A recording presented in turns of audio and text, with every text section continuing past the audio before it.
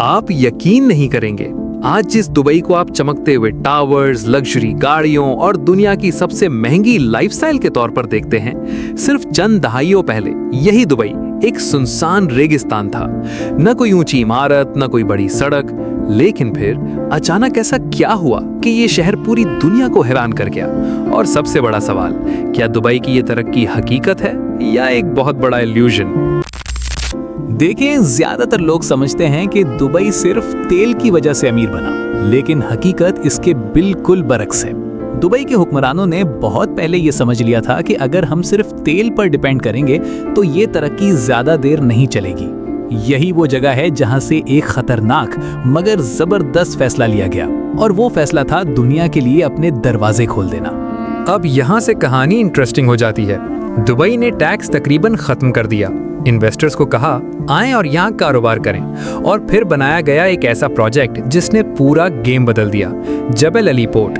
ये सिर्फ एक बंदरगाह नहीं थी, ये दुबई का ऐलान था कि अब हम दुनिया के नक्शे पर आने वाले हैं। और फिर दुबई ने वो किया जिसका कोई तसव्वुर भी नहीं कर सकता था। दुनिया की सबसे ऊंची इमारत बुर्ज खलीफा, एक ऐसी बुलंदी जिसे देखकर इंसान खुद को छोटा महसूस करे।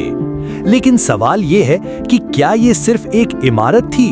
नहीं, ये एक पैगाम था कि दुबई अब किसी से पीछे नहीं रहेगा। अब जरा यहाँ गौर करें, समंदर के अंदर आर्टिफिशियल जजीरे बनाना, पाम जुमेरा। लोग हंस रहे थे कि ये मुमकिन नहीं, लेकिन दुबई ने करके दिखा दिया। और फिर वर्ल्ड आइलैंड्स, एक पूरा नक्शा दुनिया का पानी के अंदर। ये सिर्फ प्रोजेक्ट्स नहीं थे, ये दुनिया को चैलेंज था। दुबई ने सिर्फ इमारतें नहीं बनाई, इसने एक सिस्टम बनाया। ऐसा सिस्टम जहां हर चीज टूरिस्ट को अट्रैक्ट करे। दुनिया का सबसे बड़ा मॉल, इंडोर स्की रिजॉर्ट, यानी बाहर 50 डिग्री गर्मी और अंदर बर्फ। ये सब एक्सीडेंट नहीं, एक कैलकुलेटेड स्ट्रैटेजी है। लेकिन असल हैरानी तो अब शुरू होती है, क्योंकि दुबई रुकने वाला नहीं। म्यूजियम ऑफ द फ्यूचर, जहां आने वाले वक्त की झलक दिखाई जाती है। Flying taxis, driverless transport, AI based systems.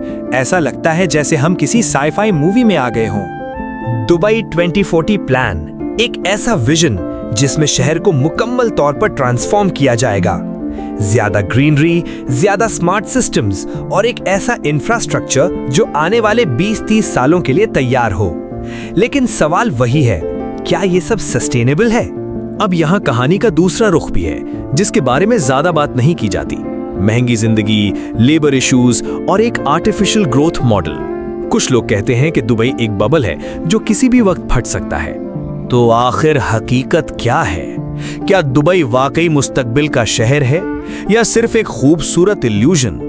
एक चीज तो वाज़ेह है, दुबई ने दुनिया को यह सिखा दिया है कि अगर आपके पास विजन हो तो आप रेगिस्तान में भी जन्नत बना सकते हैं। लेकिन सवाल अब भी बाकी है, ये जन्नत कितनी देर कायम रहेगी?